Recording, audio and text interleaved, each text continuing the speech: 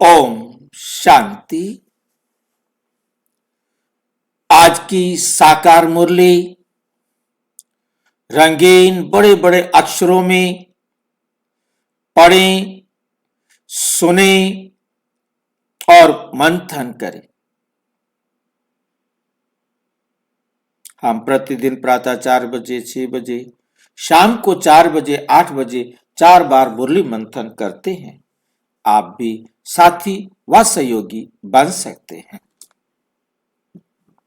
जिसके लिए इसी वीडियो के डिस्क्रिप्शन बॉक्स में लिंक दिया हुआ है गूगल मीट का, और वो लिंक चारों समय रोजाना के लिए एक ही रहता है। वो लिंक रोजाना चारों समय के लिए एक ही रहता है, जिसको आप अपने पास सेव करके रख सकते हैं और जब चाहे जुड़ सकते हैं। यदि आपको जुड़ने में कठिनाई आ रही है, लिंक नहीं खुल रहा है, तो लिंक को कॉपी करें, किसी भी ब्राउजर में पेस्ट करेंगे तो खुल जाएगा। फिर भी नहीं खुलता है तो आप सामने इसी वीडियो में नीचे चलती हुई लाइन में व्हाट्सएप नंबर देख रहे हैं, उस पर मैसेज करके आप लिंक प्राप्त करने के लिए मैसेज कर सकते हैं, प्रश्न पूछ सकते हैं, आपका कोई सुझाव है तो वो सुझाव भी दे सकते हैं। ओम शांति। आज की साकार मुरली का सार। मीठा मीठा बाबा कहते, मीठे बच्चे, तुम्हारी ये ईश्वरीय मिशन है। तुम्हारी ये ईश्वरीय मिशन है। तुम सबको ईश्वर का तुम सबको ईश्वर का बनाकर उन्हें बेहद का वर्षा दिलाते हो। तुम्हारी ये ईश्वरीय मिशन है। मिशन कहा जाता है कार्य, मिशन कहा जाता है एक उद्देश्य सहित कार्य, कि क्या करना है हमने। हमें परमात्मा ने जो डायरेक्शन दिया है वो यही है कि हमने सबको ईश्वर का परिचय देना है, ईश्वर का बनाना है और उन्हें ईश्वर से उनका वर्षा दिलाना है।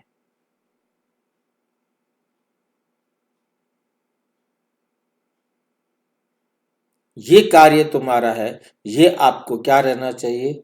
याद रहना चाहिए। और वर्षा दिलाने वाला काम द बेस्ट वर्क है। क्यों है? क्योंकि अपना भी भला और दूसरों का भी भला। सर्व के कल्याण में मेरा कल्याण है। बिना सर्व के मेरा अकेला कल्याण नहीं हो सकता। क्यों? सर्व के कल्याण के बिना मेरा अकेले का कल्याण नहीं हो सकता। ये क्या मुसीबत आ गई है?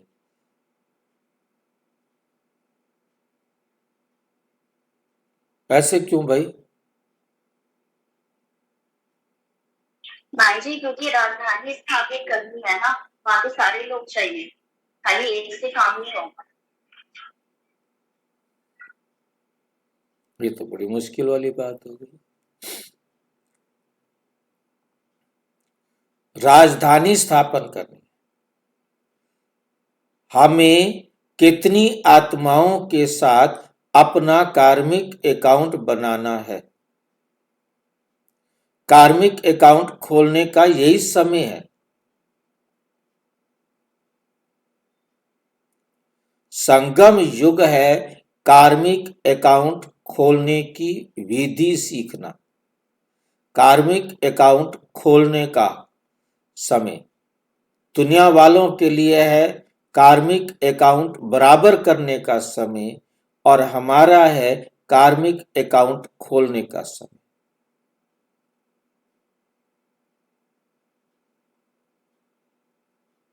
क्या अंतर है इसमें?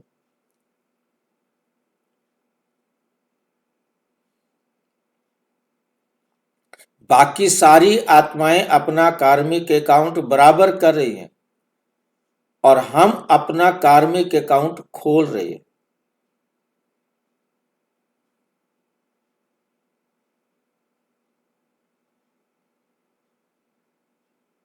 भाई जी, जिनको हम बाबा का परिचय दे रहे हैं वो हमारे साथ सत्युग में आएंगे उसको क्लियर करने के लिए, तो उनसे हमारा कांटेक्ट जल्दी होगा। उनका क्लियर हो रहा है और हमारा बन रहा है।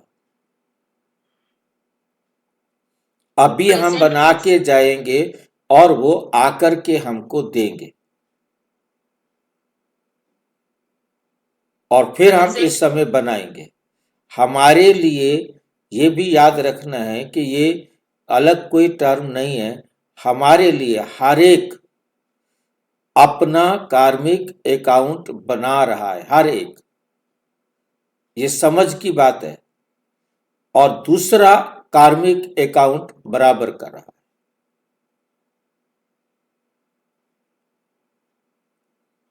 दूसरा मेरे साथ कार्मिक अकाउंट बराबर कर रहा है और मैं अपने लिए कार्मिक अकाउंट बना रहा,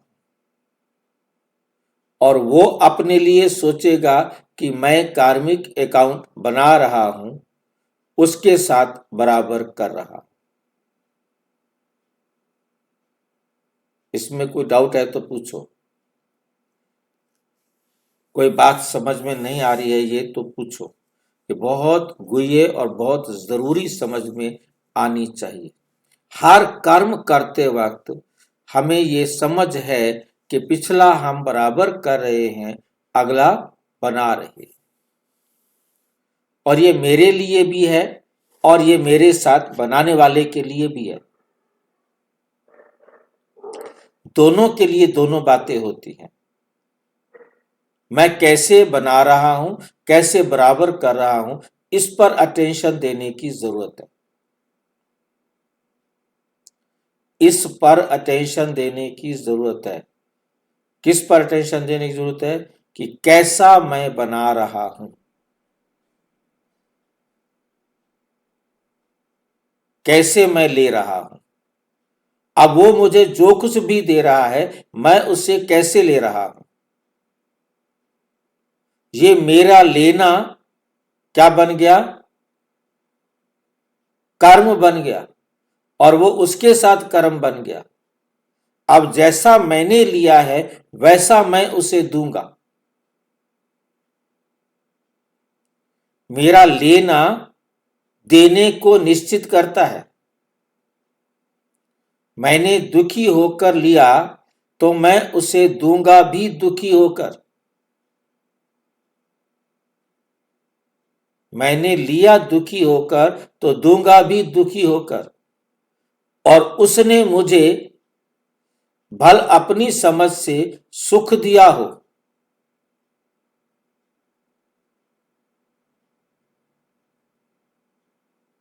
बड़ी खुशी से दिया हो, परंतु मैंने कैसे लिया?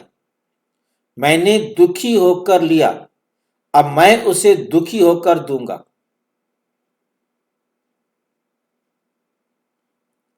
और वो तब कैसे लेगा? वो तब कैसे लेगा? दुखी होकर लेगा, दुखी नहीं होगा। वो खुश होकर लेगा और खुश होगा।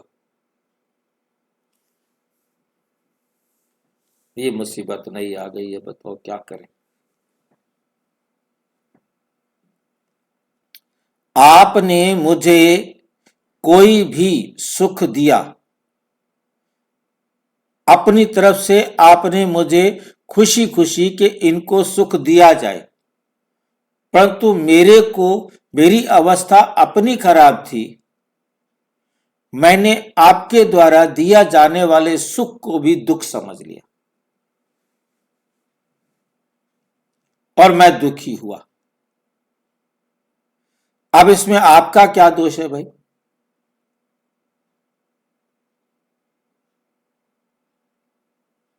अब मैंने ले लिया है तो देना भी है। मैं वही दूंगा जो मैंने लिया। पर तो उसको मजा आएगा, वेरी गुड, बहुत अच्छा। और वो तब ले करके भी खुश होगा। ये कर्मों की बड़ी गुह्य गति है।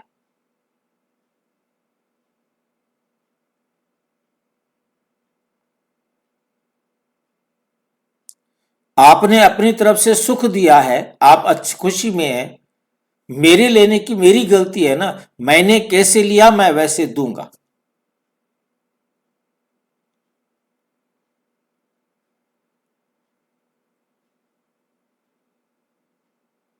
आप ज्ञानी तो आत्माएं हैं, आपने बड़े अच्छे तरह अच्छे मन से बड़े अच्छी चीज मेरे को दी, मेरे साथ कोई अच्छी बात मेरे को बताई, मुझे अच्छा रास्ता बताया, परंतु मेरा कार्मिक अकाउंट ऐसा था, मेरा दोष नहीं है उसमें, मेरा कार्मिक अकाउंट ऐसा था, मैंने दुखी होकर उस आपके बताए हुए रास्ते को नहीं माना, या उसके खिलाफ मैंने अपने आप को बहुत दुखी महसूस किया कि बताओ मेरे ऊपर ऐसी ऐसी बातें करते हैं,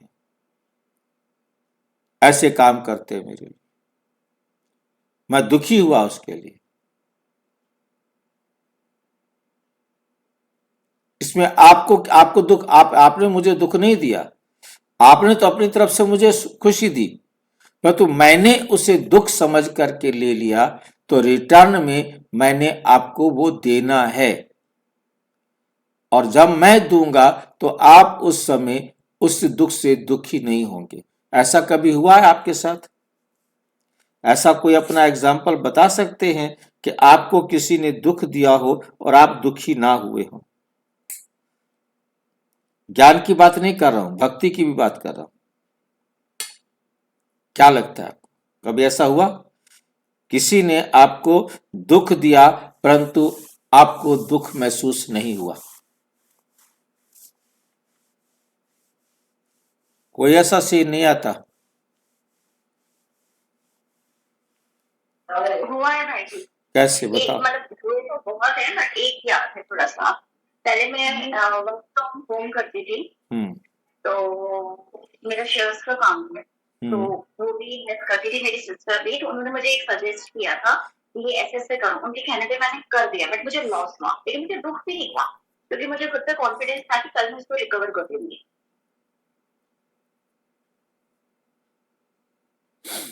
परंतु उसने अपनी तरफ से आपको दिया, आप दुखी नहीं हुए, फिर पर उसने, वो अपनी अच्छा अच्छा बोल के बोल कर रही देखिए थी, वो उसने भी आपको परेशान दुख था। नहीं दिया, ध्यान दीजिए, उसने आपको दुख नहीं दिया, मैं वो बात कर रहा हूं उसने आपको दुख दिया हो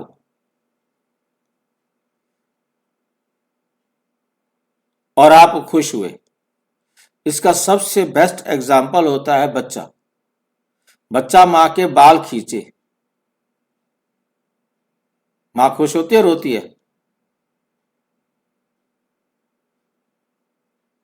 भाई जी।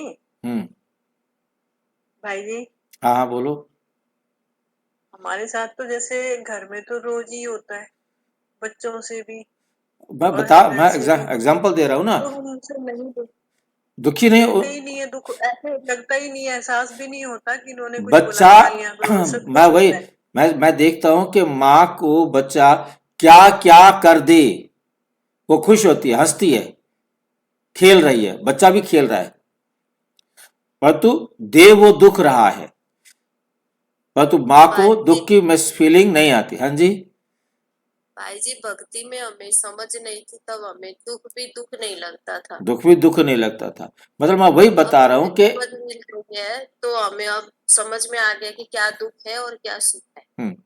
हमें समझना है कि बेशक उस बच्चा बच्चा हमारे को जो कुछ भी क्या कह रहा है, वो मुझे महादेवी वर्मा की पोइम याद आती है, पूरी पोइम आती है नहीं, वो मिट्टी जो है ना उठा के लाती है, माँ खाओ, मतलब उस कविता के अंदर लाइन थी, माँ तुम भी खाओ, वो मिट्टी खा रही होती है, तो वो उससे पूछती है कविता में महादेवी वर्मा कि बेना क्या खा रही हो, तो मिट्टी आगे कर कहती है माँ आप भी खाओ, मतलब उसका भाव था कि आप भी खाओ, मतलब कहने का है कि बच्चे को नहीं मालूम भाई हमें क्या दे रहे हैं क्या नहीं है, तो महादेव वर्मा कितनी मतलब जो है ना, मतलब भाव को दिखाया है कि बच्चे को किसी प्रकार का वो नहीं है, तो हमें बहुत अच्छी तरह से समझना है कि हमने जिसको, जो हमारा लेना और हमारा देना, जैसा लेंगे वैसा देंगे। क्योंकि हम दुखी हुए हैं तो हमने अपनी तरफ से तो उसको दुख देना है, परंतु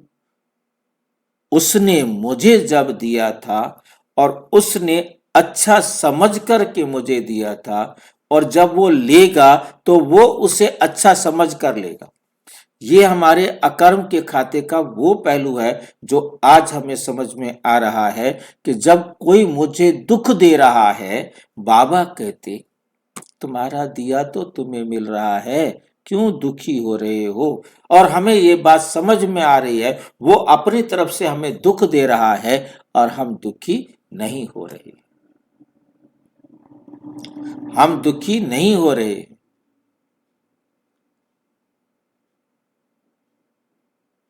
ठीक है कि नहीं? और जब हम देंगे, हम दुखी होकर के नहीं देंगे ना। दुखी नहीं होकर के हम अपना फ्यूचर सिक्योर कर रहे हैं भाई जी ना। हाँ, हम यदि दुखी होंगे तो हम दुखी हर कल्प के लिए हो जाएगा ना। ये एक होता है, मतलब हमें हमारे कारण किसी को दुख पहुंचा है, हम किसी को दुख पहुंचाने के निमित्त बने हैं, वो दुख हमें मिलेगा। ठीक है कि नहीं? परंतु दूसरा बात है कि वो लेता तो अपने हिसाब से ना, आपने तो उसको सुख दिया, परंतु उसने उसे दुख समझ करके लिया। वो उसके समझने पर निर्भर है। दो बातें हैं। भाई जी, लेने वाले पे मतलब पूरा डिपेंड करता है सब चीज। हाँ, लेने वाले नहीं, पे दोनों बातों पर देखिए, दो बातें। पहले मैं जब तक आज तक मैं एक बात डिस्कस करता था, जो ये था कि मैंने आपको कुछ ऐसा कर्म किया जिसके कारण आप दुखी हुए। मेरे कारण, मेरे कर्म करने से आपको दुख पहुंचा, तो आप भी मुझे उतना दुख देने के कारण निमित्त बनेंगे। ये था एक कार्मिक अकाउंट बराबर करना। मैंने दिया, आपने लिया, और आपने दिया, मैंने लिया। वो था सीधा सीधा सीधा नियम। अब जो गुह्य है, जो आज गुह्य बात है, वो ये है कि मैं तो उसका भला सोचकर उसे दे रहा हूं, परंतु उस भले में भी वो बुरा देख रहा है। अब उसमें मेरा दोष नहीं है, वो उसका अपना कार्मिक अकाउंट का हिसाब किताब है कि उसने दुखी होना है, और दुखी होने के बाद वो अपने दुख में मेरे को रिटर्न उस गुस्से के अंदर या उस दुख के भाव में जब भी रिटर्न करेगा, वो दुख के रूप में करेगा, परंतु मेरे सामने वहां ज्ञान काम आएगा, और उस ज्ञान के समय वो उसका दुख देना मेरे को दुख देने लेने से बचा लेगा।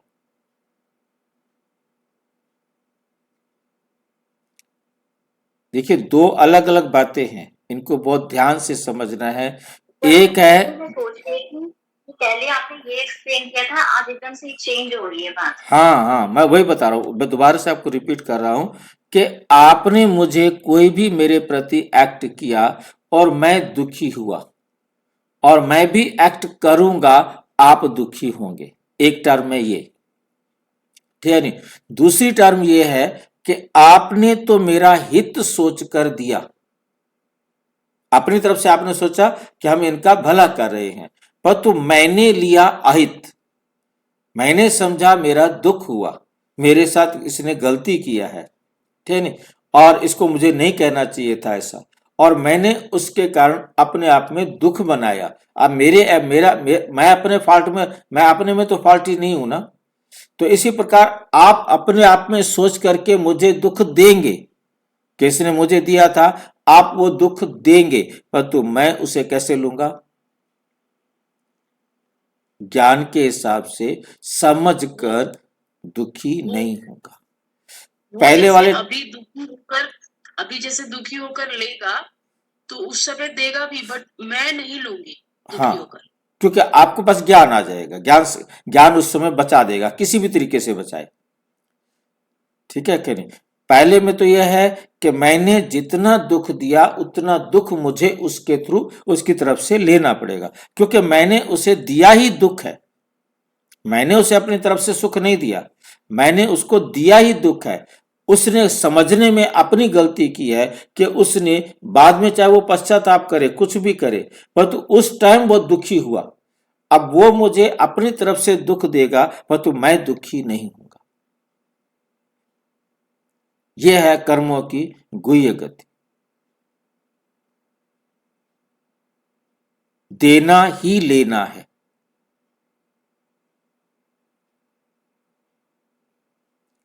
हमने अपनी तरफ से क्या दिया? सुख दिया, तो मैं लूंगा भी क्या? सुख।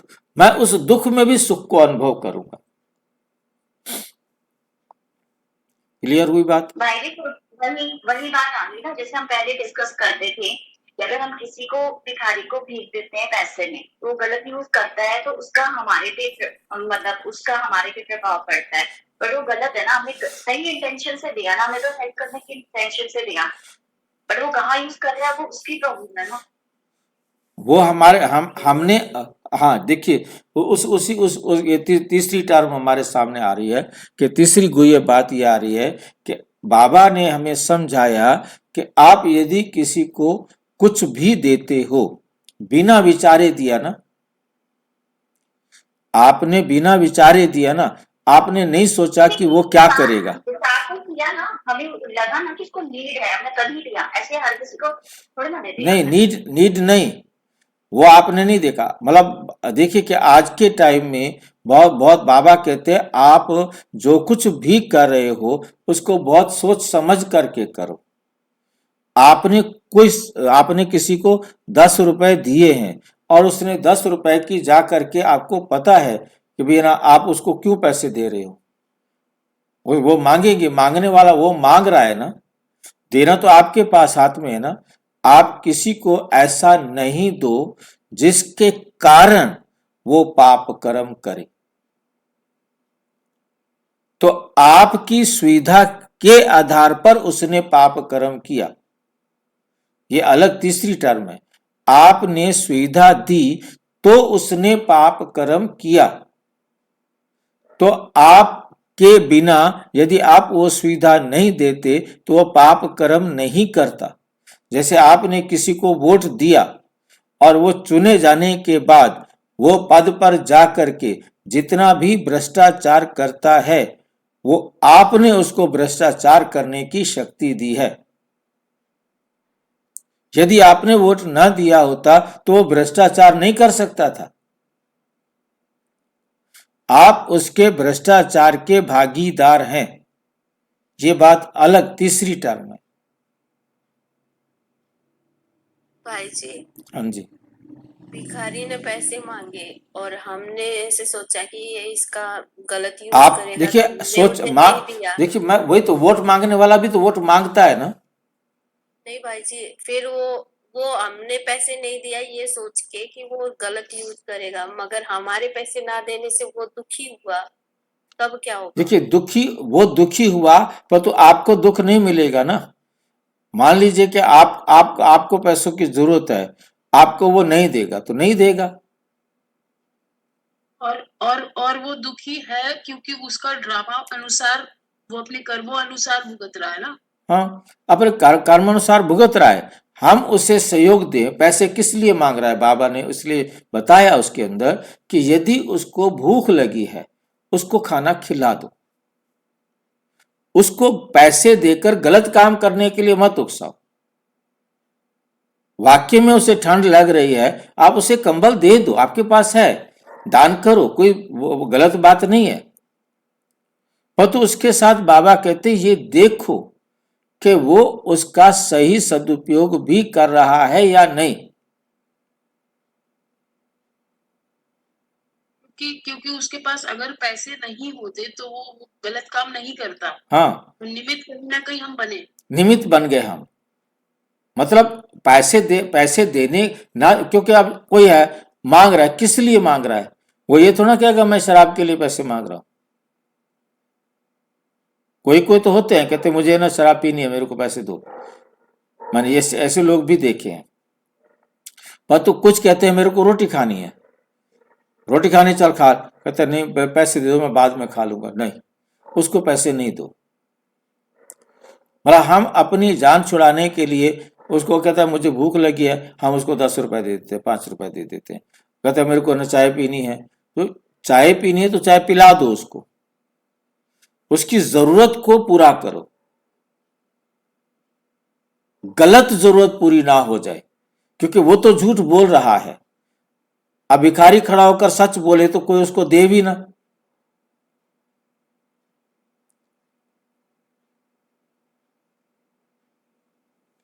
तो हमें समझ में आया कि ये अलग टर्म है, वो अलग टर्म है। एक तीसरी टर्म आज हमें समझ में आई है, वो भी हमने नोट करनी है, ठीक है? क्योंकि कर्मों की गति तो हमें समझ में आया, जो देंगे वो लेना है, लेना ही देना है, तो कर्मों की गति को बहुत अच्छी तरह से समझना है। इस पर विचार करो, फिर कभी चर्चा करेंगे। प्रश्न कर एक क्वेश्चन, ये तो चलो बाहरी लोग की बात हो गई।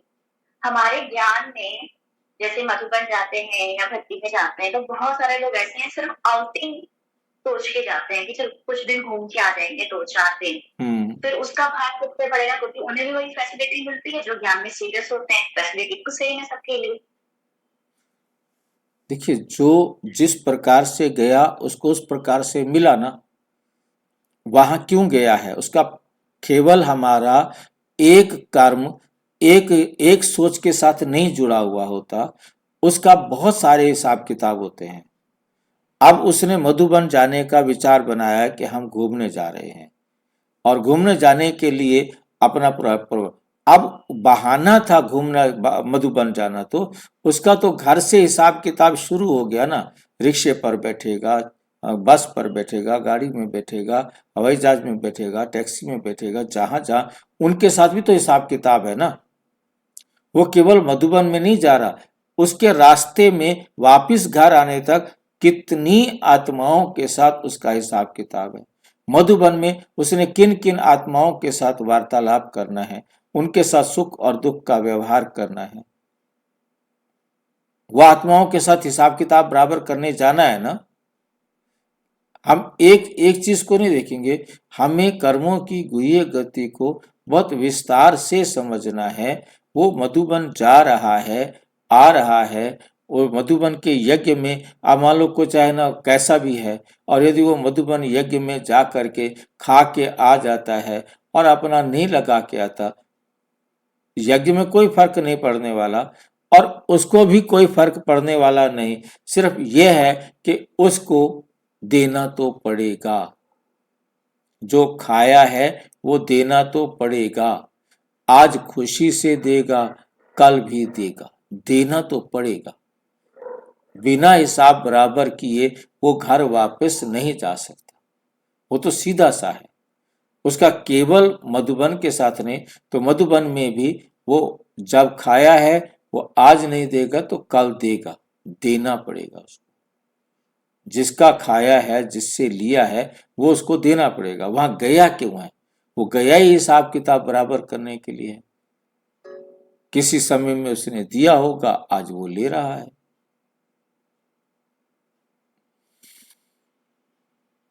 ठीक है कि नहीं? मतलब उसमें किसी प्रकार का नहीं, उसके हमें सोचने की जरूरत नहीं कि उसको क्या मिलेगा क्या नहीं मिलेगा। वो जिसको जो देगा, कितनी आत्माओं के साथ उसका हिसाब किताब होगा, जिसको वो जो देगा वही उससे लेगा। हर एक आत्मा से अलग अलग उसका हिसाब किताब है। प्रश्न, कर्म इंद्रियों की चंचलता समाप्त कब होगी? जब तुम्हारी स्थिति सिल्वर एज तक पहुंचेगी। कहां पहुंचेगी तुम्हारी स्थिति? सिल्वर एज तक पहुंचेगी, अर्थात जब आत्मा त्रेता की सतो स्टेज तक पहुंच जाएगी तो कर्म इंद्रियों की चंचलता बंद हो जाएगी। क्योंकि हम नीचे से अब ऊपर जा रहे हैं, ये याद रखना है कि संगम युग पर हम नीचे से ऊपर की तरफ जाते हैं।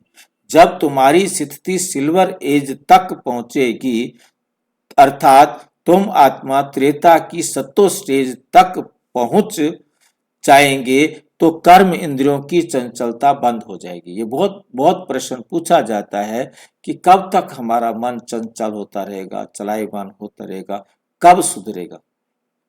बाबा उसका जवाब दे रहे हैं जब तुम अपने आप को सुधारते सुधारते मन मना भाव करते करते सिल्वर एज को प्राप्त करेंगे, अर्थात 75% पवित्र बन जाएंगे, तब आपकी कर्म इंद्रियां चलायमान नहीं होंगी,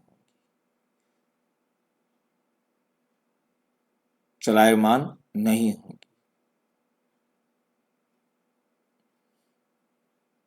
ठीक है,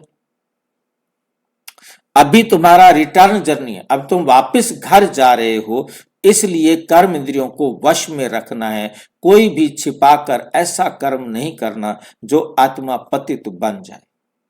अविनाशी सर्जन तुम्हें जो परहेज बता रहे हैं उस पर चलते रहो। मुखड़ा देख ले प्राणी दर्पण में, मुखड़ा देख ले प्राणी दर्पण में। ओम शांति। रूहानी बच्चों प्रति रूहानी बाप समझा रहे हैं, ना सिर्फ तुम बच्चों को, जो भी रूहानी बच्चे प्रजापिता ब्रह्मा मुख वंशावली हैं, वे जानते हैं कि हम ब्राह्मणों को ही बाप समझाते हैं। पहले तुम शूद्र थे, फिर आकर ब्राह्मण बने हो। बाप ने वर्णों का भी हिसाब समझाया है। दुनिया में वर्णों को भी समझते नहीं, सिर्फ गायन है, सिर्फ गायन है। अभी तुम ब्राह्मण वर्ण के हो, फिर देवता वर्ण के बनेंगे। विचार करो, ये बात राइट है? जज योरसेल्फ, अपने आप को खुद निर्णय करो। हमें अपना जज बनना है, ये बात हम समझ चुके हैं। हमने अपना वकील नहीं बनना, हमने अपना जज बनना है। ठीक है, हमारी बात सुनो और भेंट करो। शास्त्र जो जन्म जन्मांतर सुने हैं और जो ज्ञान सागर बाप समझाते हैं, उनकी भेंट करो। राइट क्या है, ब्राह्मण धर्म अथवा कुल बिल्कुल भूले हुए। अपना जो हमारा ब्राह्मण धर्म है उसको सब भूले हुए हैं।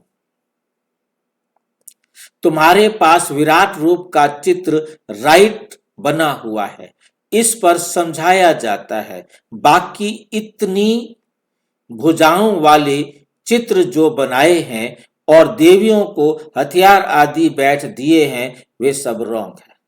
ये भक्ति मार्ग के चित्र हैं। इन आंखों से सब देखते हैं परंतु समझते नहीं। कोई के ऑक्यूपेशन को का पता नहीं। अभी तुम बच्चों को अपनी आत्मा का पता पड़ा है और 84 जन्मों का भी मालूम पड़ा है। जैसे बाप तुम बच्चों को समझाते हैं, तुमको फिर औरों को समझाना है। शिव बाबा तो सबके पास नहीं जाएंगे, जरूर बाप के मददगार चाहिए ना, इसलिए तुम्हारी है ईश्वरीय मिशन। तुम सबको ईश्वर का बनाते हो, समझाते हो। वे हम आत्माओं का बेहद का बाप है, उनसे बेहद का वर्षा मिलेगा। जैसे लौकिक बाप को याद किया जाता है, उनसे भी जास्ती पारलौकिक बाप को याद करना पड़े। लौकिक बाप तो अल्पकाल के लिए सुख देते हैं, बेहद का बाप बेहद का सुख देते हैं। ये अभी आत्माओं का ज्ञान, आत्माओं को ज्ञान मिलता है। अभी तुम जानते हो 3 बाप है, लौकिक, पारलौकिक और अलौकिक। वेद का बाप अलौकिक बाप द्वारा तुमको समझा रहे हैं। इस बाप को कोई भी जानते नहीं। ब्रह्मा की बायोग्राफी को का भी किसी को पता नहीं है। ब्रह्मा की बायोग्राफी का किसी को पता नहीं है। उनका ऑक्यूपेशन भी जानना चाहिए ना। शिव की श्री कृष्ण की महिमा गाते हैं, शिव की श्री कृष्ण की महिमा गाते हैं। बाकी ब्रह्मा की महिमा कहाँ है? निराकार बाप की को जरूर मुख तो चाहिए ना, जिससे अमृत दे। भक्ति मार्ग में बाप को कभी यथार्थ रीति याद नहीं कर सकते हैं। अभी तुम जानते हो, समझते हो, शिव बाबा का रथ ये है। रथ को भी श्रृंगार करते हैं ना। जैसे मोहम्मद के घोड़े को, मोहम्मद का घोड़ा दिखाई दे रहा है आपको, मोहम्मद का घोड़ा सजाते हैं। तुम बच्चे कितना अच्छी रीति मनुष्यों को समझाते हो, तुम सभी की बढ़ाई करते हो, तुम सभी की बढ़ाई करते हो। बोलते हो तुम ये देवता थे, 84 जन्म भोग तमो प्रधान बने हो, अब फिर सतो प्रधान बनना है। अब तुम्हें क्या बनना है? सतो प्रधान बनना है। उसके लिए योग चाहिए, परंतु बड़ा मुश्किल है। कोई समझते हैं, समझ जाएं तो खुशी का पारा भी चढ़े, समझाने वाले का तो और ही पारा चढ़ जाए। बेहद के बाप का परिचय देना कोई कम बात है क्या? समझ नहीं सकते, कहते हैं ये कैसे हो सकता है। बेहद के बाप की जीवन कहानी सुनाते हैं। अब बाप कहते हैं बच्चे पावन बनो, तुम पुकारते थे ना कि हे पतित पावन आओ।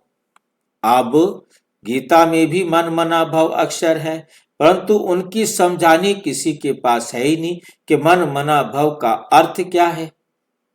हम समझते हैं क्या मन मना भव का अर्थ क्या है? कौन बताएगा?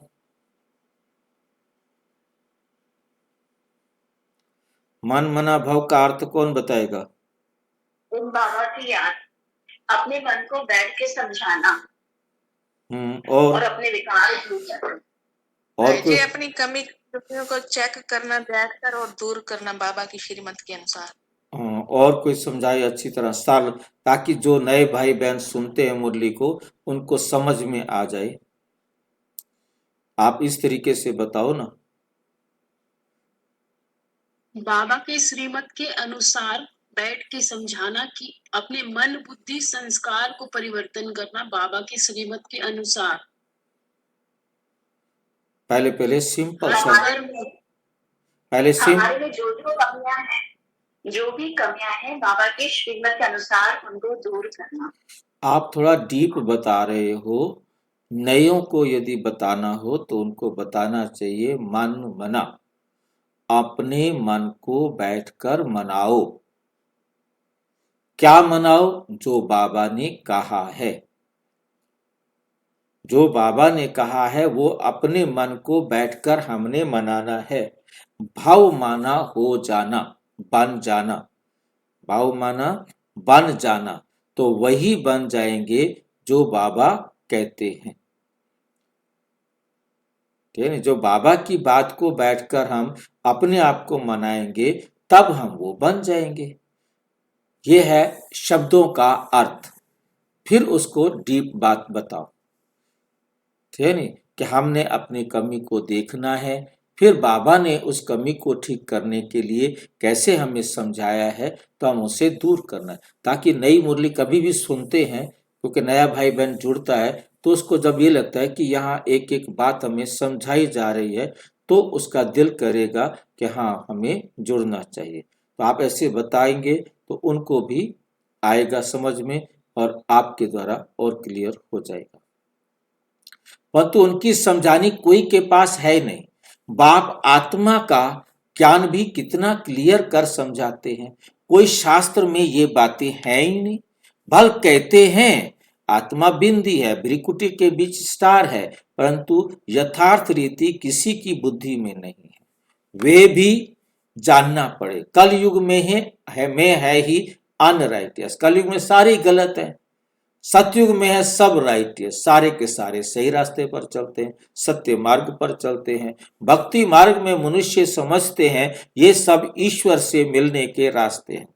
इसलिए तुम पहले फार्म भराते हो। तुम पहले क्या करते हो? फार्म भराते हो। यहाँ क्यों आए हो? इससे भी तुमको बेहद के बाप का परिचय देना है, क्योंकि कोई आता है हम उसे फार्म भराते हैं।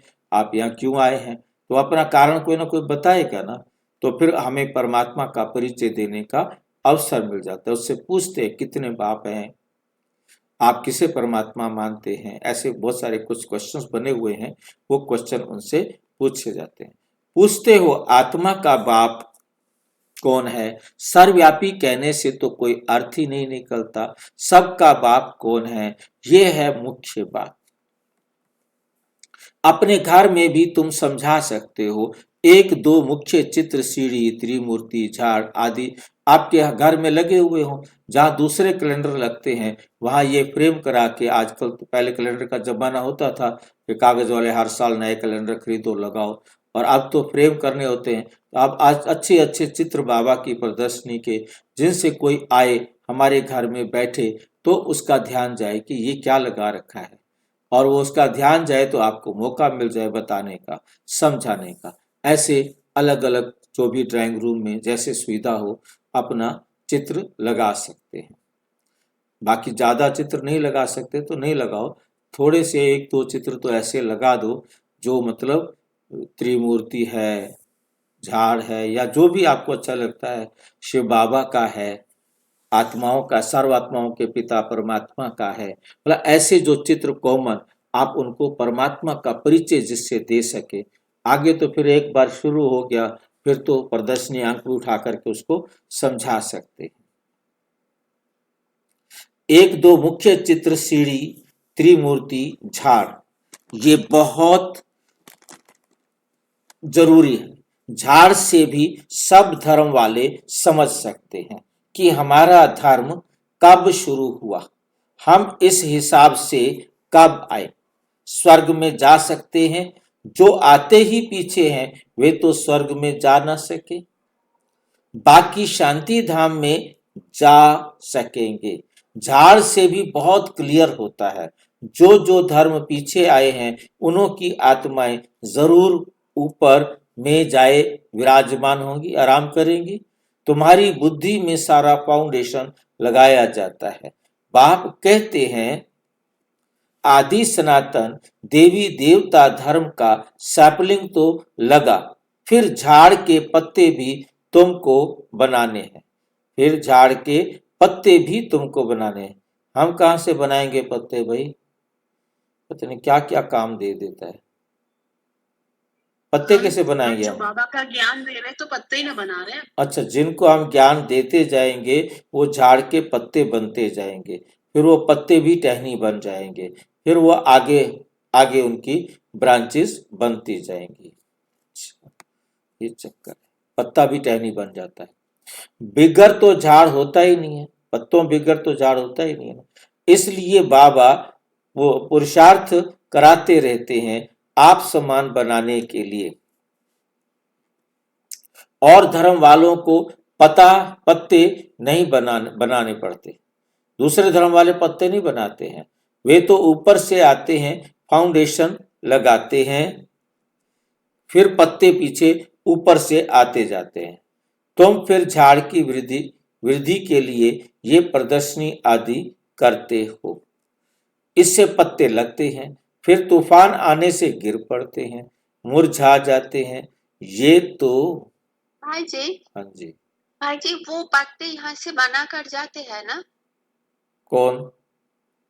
वो जो धर्म स्थापक ऊपर से नाप नीचे आते हैं। इस समय वो जिनको ज्ञान देंगे वही पत्ते बनेंगे, और तो वो जब परम धाम से वापिस जब नीचे आने लगेंगे तो आकर के उस धर्म में जुड़ते जाएंगे।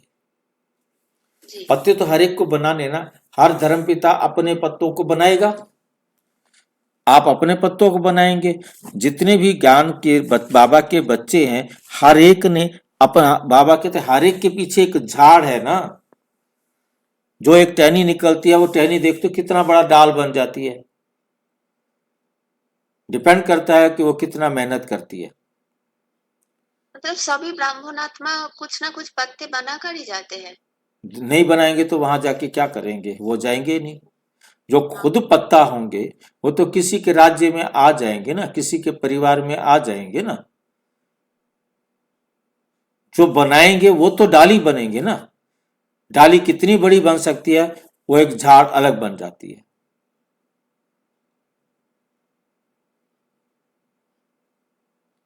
समझ में आया कि नहीं? जी भाई जी। मुरझा जाते हैं। ये आदि सनातन देवी देवता धर्म की स्थापना हो रही है। इसमें लड़ाई आदि की कोई बात ही नहीं है। सिर्फ बाप को याद करना है और कराना है। तुम सबको कहते हो और जो भी रचना है उनको छोड़ो। रचना से कभी वर्षा मिल ना सके। रचयिता बाप को ही याद करना है और किसकी याद ना आए। बाप का बनकर ज्ञान में आकर फिर अगर कोई ऐसा काम करते हैं तो उसका बोझ सिर पर बहुत चढ़ता है। बाप पावन बनाने आते हैं और फिर ऐसा कुछ काम करते हैं तो और ही पतित बन पड़ते हैं। इसलिए बाबा कहते हैं ऐसा कोई काम नहीं करो जो घाटा पड़ जाए। बाप की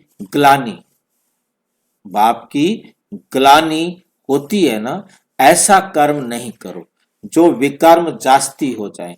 परहेज भी रखनी है। दवाई में भी परहेज रखी जाती है ना। कोई डॉक्टर दवाई देता है तो परहेज देते हैं ना कि ये चीजें नहीं खानी है। डॉक्टर कहे ये खटाई आदि नहीं खाना है तो मानना चाहिए ना फिर उसकी बात को। कर्म इंद्रियों को वश करना पड़ता है। अगर छिपाकर कहीं खाते रहेंगे तो फिर दवाई का असर नहीं होगा। मान लो जो चीज मना किया कि ये मत खाओ और आप उसे छिपा करके खाते रहते हो तो क्या होगा? दवाई का असर नहीं होगा।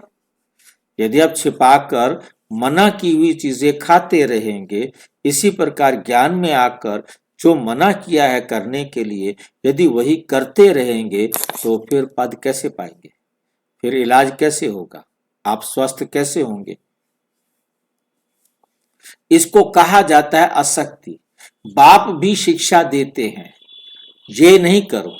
सर्जन है ना, लिखते हैं बाबा मन में संकल्प बहुत आते हैं, खबरदार रहना। गंदे सपने, मनसा में संकल्प आदि बहुत आएंगे, इनसे डरना नहीं। सतयुग त्रेता में ये बातें होती नहीं। तुम जितना आगे नजदीक होते जाएंगे, सिल्वर एज तक पहुंचेंगे, तब कर्म इंद्रियों की चंचलता बंद हो जाएगी। कर्म इंद्रियों की चंचलता बंद हो जाएगी। कर्म इंद्रियां वश हो जाएंगी। सतयुग त्रेता में वश थी ना। अब जब उस त्रेता की अवस्था तक हाँ जी, वो लाइन क्या था? जब तक सिल्वर एज तक पहुंचेंगे तब तक की चंचलता बंद हो जाएगी। चंचलता जैसे कई भाई बहन पूछते हैं क्या करें, इतने टाइम हो गया ज्ञान में चलते चलते, अभी हमारे जो है ना सुधर नहीं रहे हैं, हम सुधर नहीं रहे हैं, क्या करें? हमारे में सुधार नहीं आ रहा, बताओ कुछ बताओ कुछ बताओ। बार बार क्लास में भी पूछते हैं कुछ बताओ, हम अभी तक नहीं सुधर पा रहे हैं, कब सुधरेंगे? तो बाबा कहते बच्चे तरीका तो एक ही है, दूसरा तो कोई तरीका है ही नहीं। भाई जी ये ना साक्षात्कार है। अपने अपना जो मतलब पद है वहां तक पहुंचने का, ये खुद को साक्षात्कार का क्या मतलब हुआ? आप जैसे बाबा बोलते हैं कि लास्ट में साक्षात्कार होगा, तो ये आप बाबा ने बताया है कि जैसे जैसे आपकी कर्म इंद्रियां कंट्रोल में होंगी तो आपको सतयुग तक त्रेता तक जाओगे, तो ये साक्षात्कार ही है। भाई जी आप कहीं और चले गए हैं। बात क्वेश्चन ये है कि पुरुषार्थ, हमारा पुरुषार्थ नहीं हो रहा, हम नहीं सुधर रहे हैं। हम सुधर क्यों नहीं रहे हैं? उसके लिए बाबा ने कहा जब आप अपने आप को सुधारते सुधारते सिल्वर जुबली सिल्वर एज तक पहुंचेंगे, मतलब 75% पवित्रता तक पहुंचेंगे, तब आपकी ये कर्म इंद्रियां चंचल नहीं होंगी। क्या करूं, विचार चलते रहते हैं, सपने आते रहते हैं गंदे।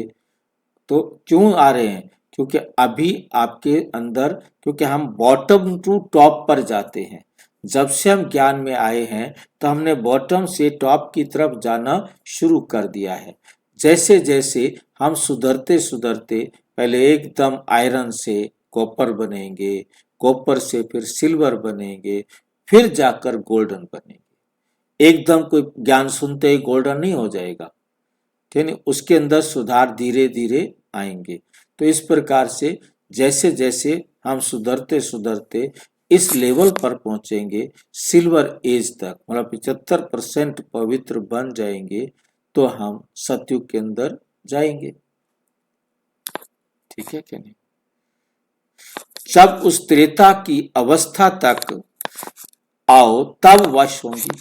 जब तुम त्रेता की उस अवस्था तक आएंगे तब वो आपके वश में हो जाएंगे। फिर सतयुग की अवस्था में आएंगे तो सतो प्रधान बन जाएंगे। फिर सब कर्म इंद्रियां पूरी वश हो जाएंगी। कर्म इंद्रियां वश थी ना, नई बात थोड़ी ही है।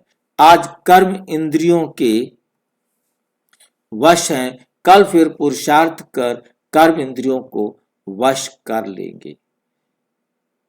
वे तो 84 जन्मों में उतरते आए हैं, वो तो अपने 84 जन्मों में उतरते आए हैं। अभी रिटर्न जर्नी है, सबको सतो प्रधान अवस्था में जाना है। अपना चार्ट देखना है, हमने कितने पाप कितने पुण्य किए हैं। बाप को याद करते करते आयरन एज से सिल्वर एज तक पहुंच जाएंगे तो कर्म इंद्रियां वश हो जाएंगी। फिर तुमको महसूस होगा अभी कोई तूफान नहीं आते हैं, वे भी अवस्था आएगी। फिर गोल्डन एज में चले जाएंगे। फिर कहाँ चले जाएंगे? गोल्डन एज में चले जाएंगे। मेहनत कर पावन बनने से खुशी का पारा भी चढ़ेगा। जो भी आते हैं उनको समझाना है कैसे तुमने 84 जन्म लिए हैं। जिसने 84 जन्म लिए हैं वही समझेंगे, कहेंगे अब बाप को याद कर मालिक बनना है। 84 जन्म नहीं समझते हो तो शायद राजाई के मालिक नहीं बने होंगे, शायद राजाई के मालिक नहीं बने होंगे। हम तो हिम्मत दिलाते हैं, अच्छी अच्छी बातें सुनाते हैं, तुम नीचे गिर पड़ते हो।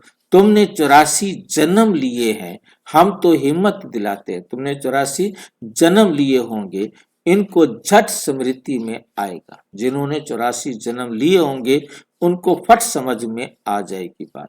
बाप कहते हैं तुम शांति धाम में पवित्र थे ना,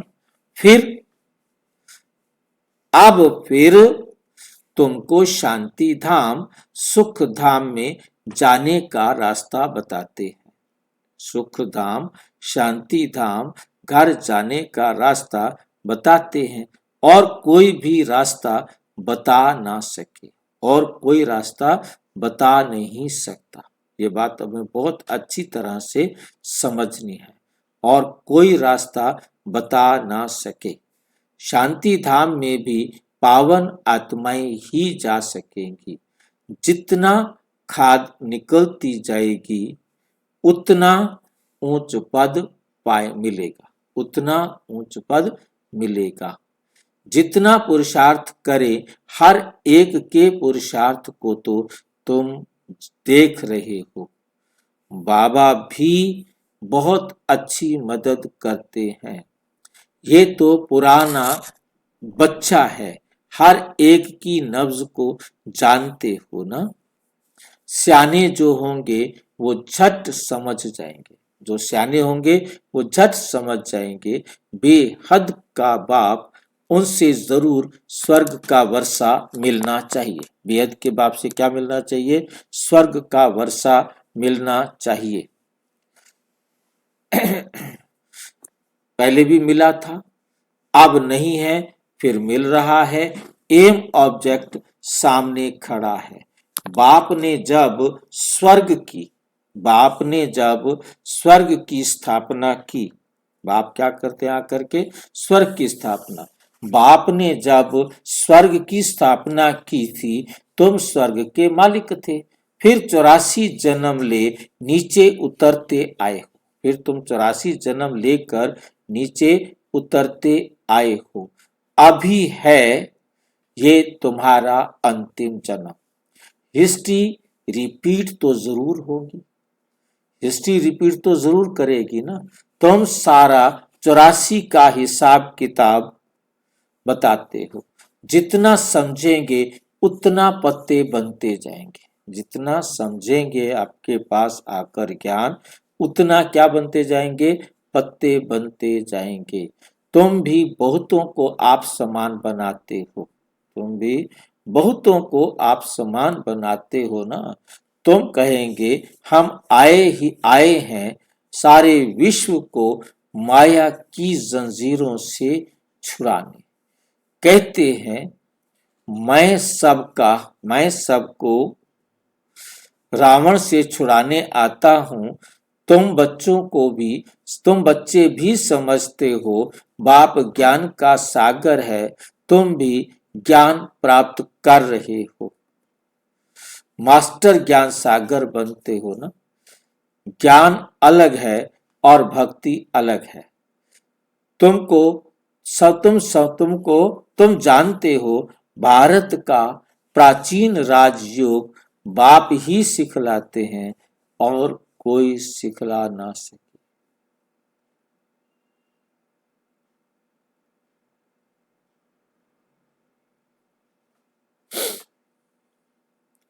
कोई मनुष्य सिखला नहीं सकता, परंतु ये बात सबको कैसे बताएं?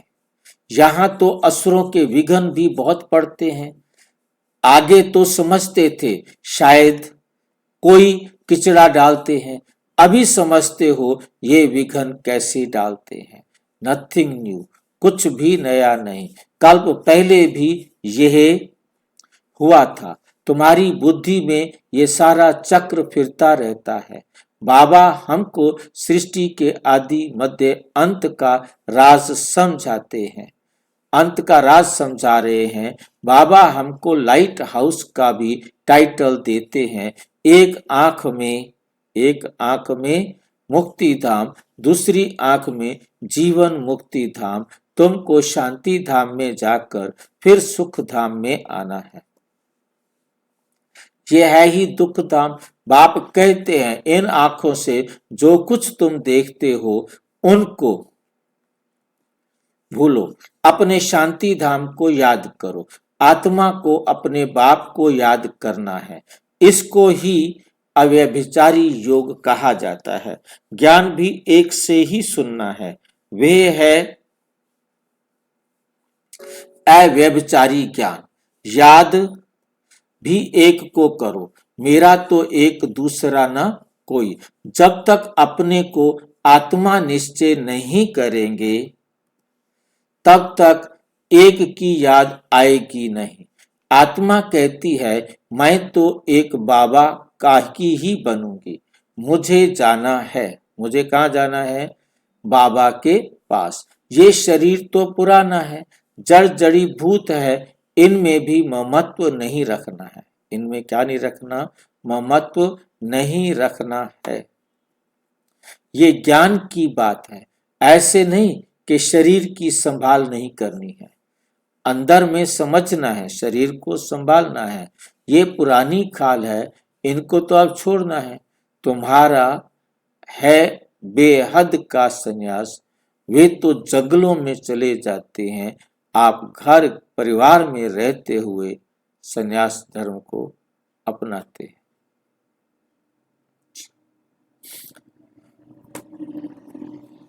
तुमको घर में रहते याद में रहना है।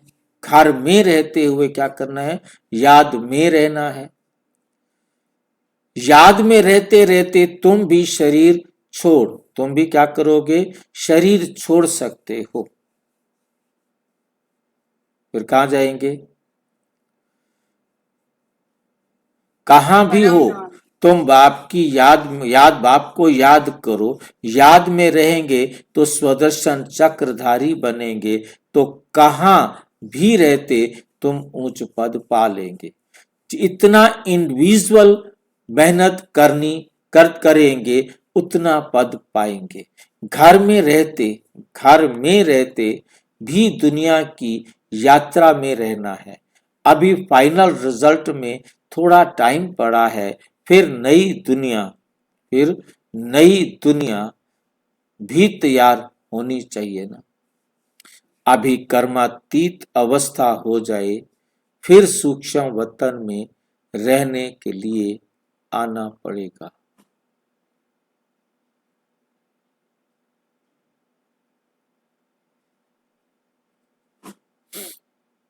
सूक्ष्म वतन में रहना पड़ेगा।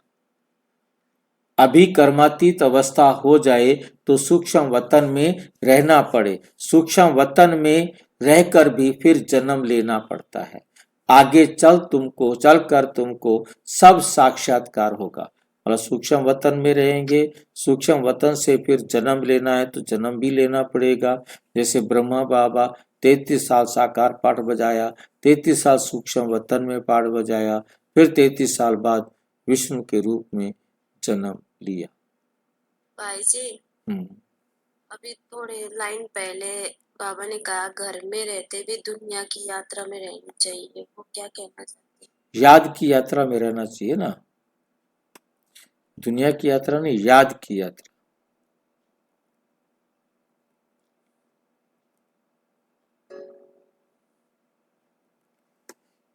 घर में रहते भी याद की यात्रा में रहना है।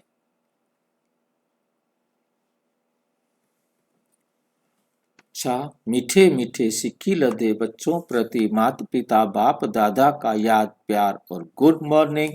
रूहानी बाप की रूहानी बच्चों को नमस्ते। हम रूहानी बच्चों की रूहानी बाप दादा को नमस्ते नमस्ते नमस्ते। धारणा के लिए मुख्य सार। नंबर 1, एक बाप से ही सुनना है, एक की ही अव्यभिचारी याद में रहना है। इस शरीर की संभाल रखनी है, लेकिन ममत्व नहीं रखना। इस शरीर को संभालो, परंतु इसमें ममत्व नहीं, मेरा है नहीं। बाप ने जो परहेज बताई है उसे पूरा पालन करना है। कोई भी ऐसा कर्म नहीं करना है जो बाप की ग्लानि हो, बाप का खाता बने। अपने को घाटे में नहीं डालना है, अपने को घाटे में नहीं डालना है। वरदान, 3 सेवाओं के बैलेंस द्वारा सर्व गुणों की अनुभूति करने वाले गुण मूर्त भाव। जो बच्चे संकल्प, बोल और हर कर्म द्वारा सेवा पर तत्पर रहते हैं, वही सफलता मूर्त बनते हैं। तीनों में मार्क्स समान है।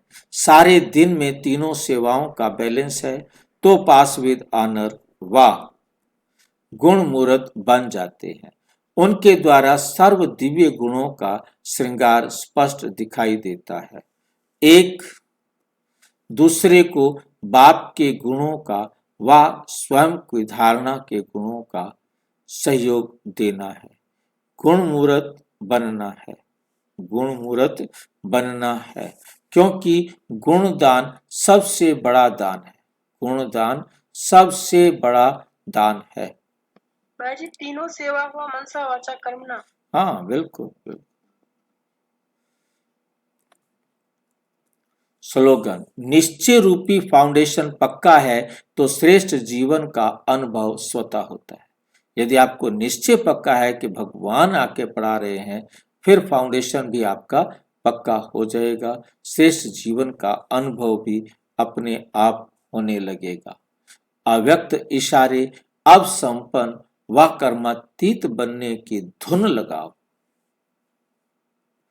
पिछले कर्मों के हिसाब किताब के फलस्वरूप तन का रोग हो, मन के संस्कार अन्य आत्माओं के संस्कार से टक्कर भी खाते हों, लेकिन कर्मातीत कर्म भोग के वश ना होकर मालिक बन हिसाब किताब चुकतू करावे। कर्म योगी बन कर्म भोग चुकतू करना है। यह है कर्मातीत स्थिति की निशानी। प्रैक्टिस करो, अभी अभी कर्म योगी, अभी अभी कर्मातीत, अभी अभी घर में।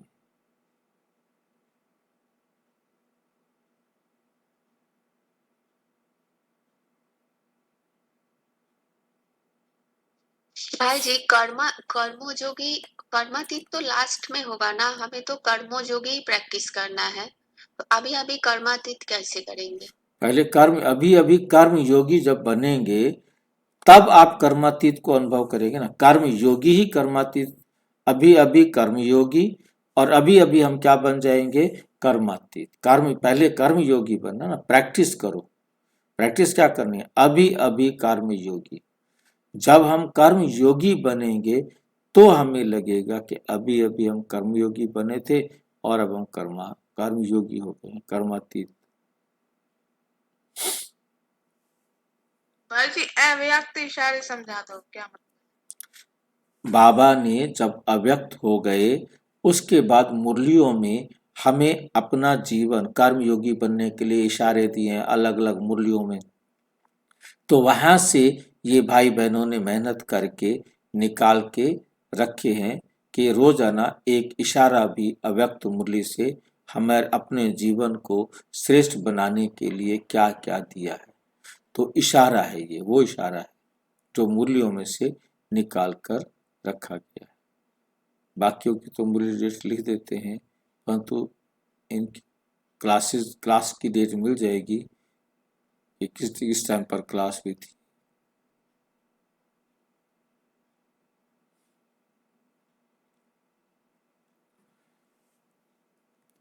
अच्छा, ओम शांति। और विस्तार से जानने के लिए प्रजापिता ब्रह्मा कुमारी ईश्वरीय विश्वविद्यालय के किसी भी सेवा केंद्र पर संपर्क करें, और यदि कोई प्रश्न है तो 9213106986 पर आरटीआई करें या टेलीग्राम करें। 9650692270 पर केवल व्हाट्सएप करें। फोन नहीं। ओम शांति।